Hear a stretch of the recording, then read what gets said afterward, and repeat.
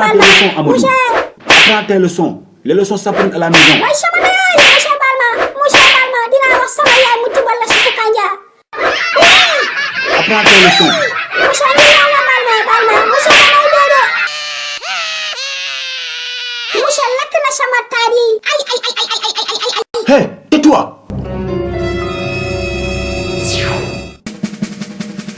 Mais quel dribbleur ce jeune garçon. Amadou qui court toujours avec son ballon. Le défenseur qui sort sur Amadou, il fait une fente et frappe. Le gardien qui plonge. Et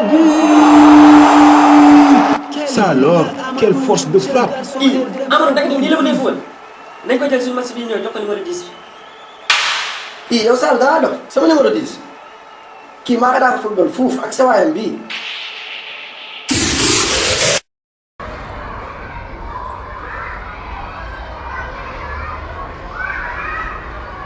Bon, l'histoire du Sénégal a été marquée par de grands hommes. De très grands hommes, bien sûr, qui se sont battus pour la liberté du pays. D'ailleurs, qui peut me dire en quelle année le Sénégal a eu son indépendance? Monsieur, moi. Oui, Awa? Le Sénégal a eu son indépendance le 4 avril 1960. C'est exact, Awa. Bon élève, contrairement à cet idiot avec sa tête qui va au ciel. Monsieur! Y'a quoi, Amadou? Je veux aller aux toilettes.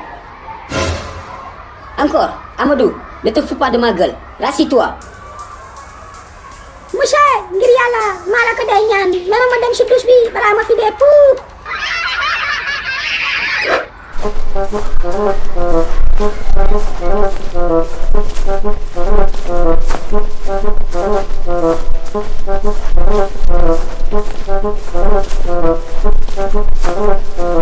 Matar na nga dee def man maa ngi dee ñibbi de dégg naa monsieur du ñëw tey maamam dafa gaañu maamam daf dee dee.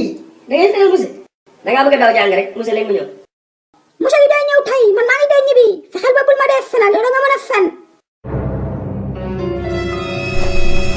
yow kat jàng bi nga doon. waaw damay daw jàng de. Les aventures d'Amadou, bientôt sur YouTube, Lego Comedy Sénégal.